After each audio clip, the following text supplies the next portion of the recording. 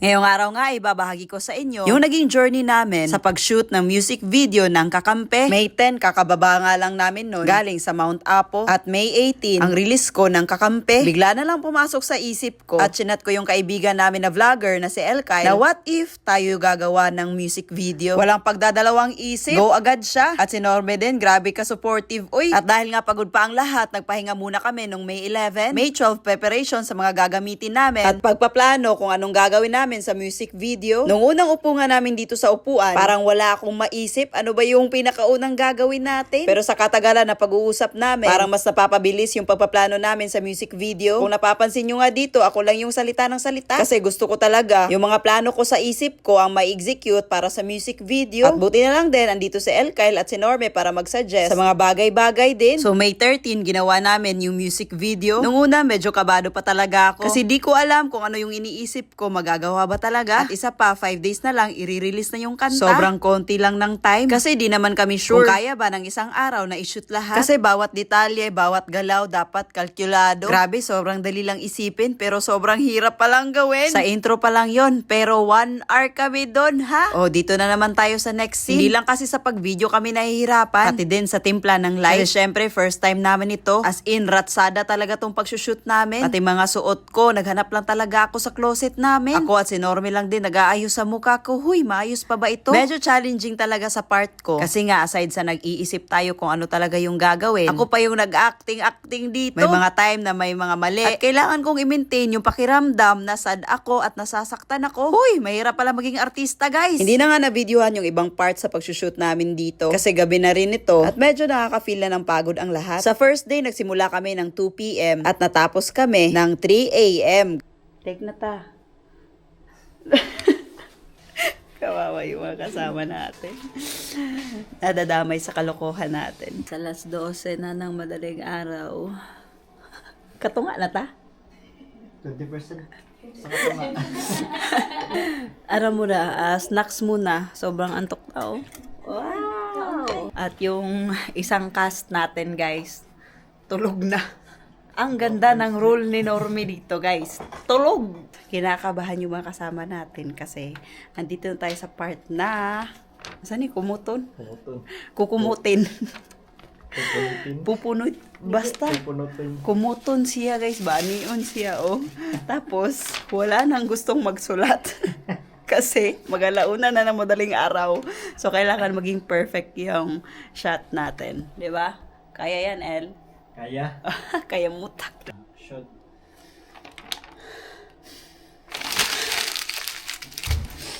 Hay, buti na lang talaga. Gumana yung pagpapractice namin ng ilang beses. At ito na nga yung pinaka-last part na shoot namin nung gabi na yun. Ay, madaling araw pala. 3 a.m. na, guys. At tapos na kami sa shoot namin dito indoor. Sobrang antok na. Umuwi na yung mga kasama namin. At matutulog muna ako para sa outdoor na shoot namin bukas. Or mamaya. 8 a.m. Good morning. Tulog pa yung mga kasama ko kagabi at si Norme.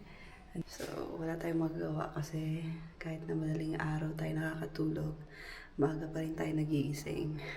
Kinabukasan, ito na nga yung shoot natin, sarap na part. Ito lang talaga ang part sa music video na napakabilis na tapos. Grabe, sobrang thankful ko talaga sa mga taong tumulong para ma-push through itong music video ng Kakampe. Kasi dalawa yung natupad ko na pangarap, yung makapag-release ng sariling kanta at makapag-direct sa sariling kanta. May right time talaga ang lahat, no? High school pa lang ako, nakahiligan ko ng magsulat ng kanta. Noong year 2017-2018, grabe yung eagerness ko na makapag-release ako ng kanta. Pero di ko nagawa kasi ang ganda ng ini-imagine ko pero hindi ko alam paano execute kasi walang camera, walang gamit, walang pang-record, walang instruments, wala talaga lahat kasi hindi pa ako nagva-vlog that time. Nung na-meet ko si Norme noong 2019, nagsimula din ako mag-vlog. Sabi ko kasi sa kanya, siya yung mag-vlog kasi siya yung may potential. Buti na lang in a long run na influensyahan natin siya at na-push through yung pag-vlog niya 2019 hanggang 2025. Mga taon na yon, nag-focus lang ako kay Norme sa pag-vlog niya at sa career niya. During that time din, alam ni Norme kung gaano ko kagusto ma-release yung mga kanta na nagawa ko. Kaya naman, niregaluhan niya ako ng guitar, keyboard at mga gamit pang record. 2024, nabuo na yung mga gamit ko. Pero di ko talaga nabibigyan ng time kasi nasa era pa na kailangan magsikap para sa future din namin. Guys, dinner. Hindi pa kami tapos. So,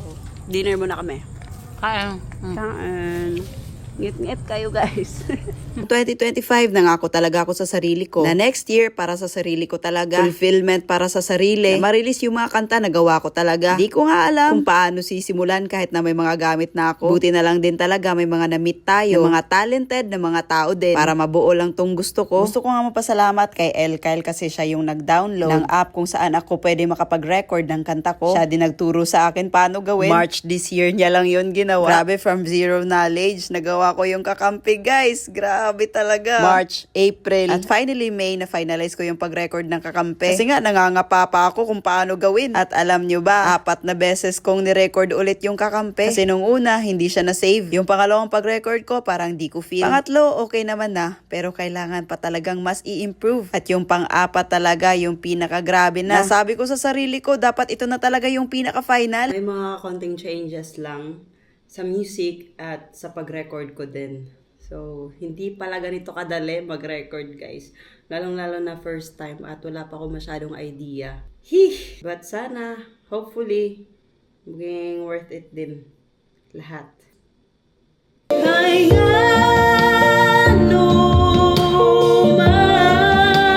Habang nagre-record nga ako, bigla na lang akong naiyak. Kasi sa wakas, matutupad na yung napakatagal ko ng pangarap.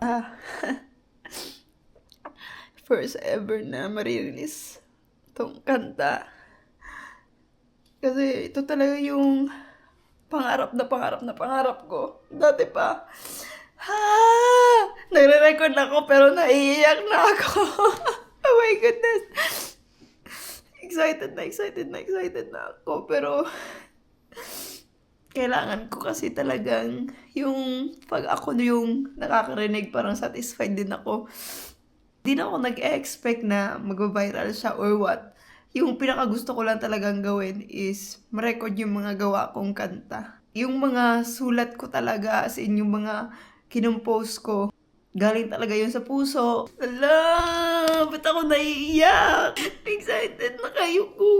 And also, thank you so much sa ate ko, Honey Dolor. Siya kasi yung isang naging instrumento kung bakit mas napaganda yung kanta na kakampi. Sa blending, sa mga adlib. Hindi niya talaga ako sinukuan, guys. Thank you, te. Ano ba ko?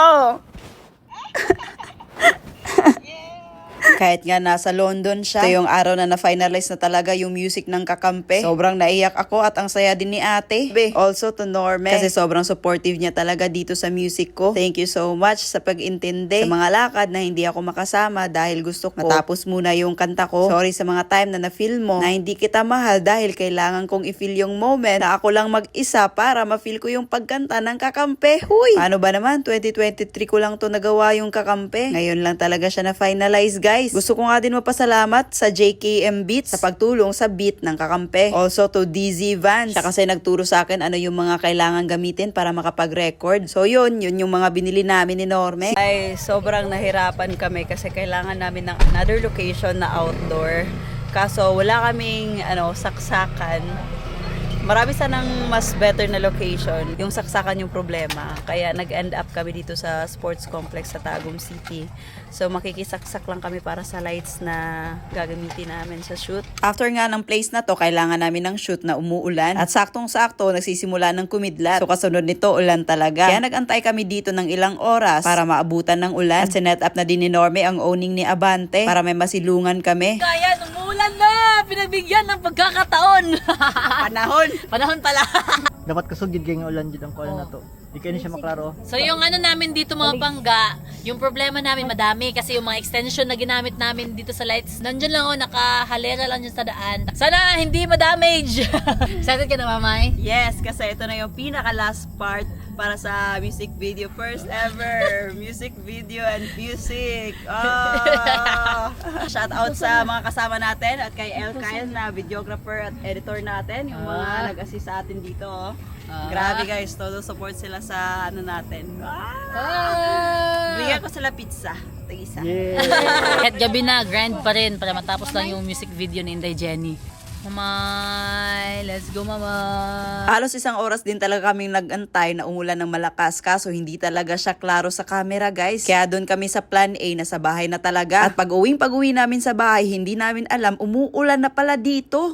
Grabe guys, nag-aantay kami ng ulan doon. Hindi namin alam na dito pala mismo sa bahay ay may malakas na ulan. Tingnan nyo naman, sobrang basa na yung sahig. Oh, umuulan, klarong-klaro. Klaro no? Nice! Ito na yung pinaka-last na part sa video natin. Sana good yung magiging resulta. Let's go! Kahit na umuulan. Lights yung kinakarga ko. All around na to guys. Malakas nga yung ulan pero hindi siya masyadong klaro sa camera. Kaya naman si Normie na daw yung bahala. Alam nyo ba dito sa pag-shoot ng music video natin ng Kakampe, ilang beses din talaga akong totoong naiyak. Kasi syempre ramdam ko pa rin yung pain na naramdaman ko nung sinulat ko yung kanta. Nagpa-flashback lahat ng mga nangyayari kung bakit nasulat ko yon. Sobrang saya ko na naging successful lahat ang music at ang music video. Hindi ko nga lubos akalain hanggang ngayon. Sa wakas yung matagal ko ng pangarap natupad na. Pero syempre may mga coming pa yan kaya abangan nyo ha. Kaya ikaw alam ko marami ka rin pangarap para sa sarili mo at para sa pamilya mo. Huwag mo lang tigilan yung pag-grind mo. Patuloy ka lang. Alam ng Panginoon ang desire mo. Hindi mo na lang mamamalayan na yung right time ay nangyari na pala. Maraming salamat sa lahat ng sumuporta ng Kakampe at sa lahat ng mga naging parte para mabuo ito. Grabe talaga oh. Parang feel na feel talaga yung kantamay no? Kasi umuulan. Thank you.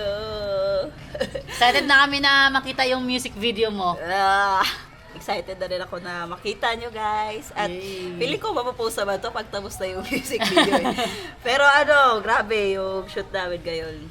Daming time na naiyak ako na totoo talaga.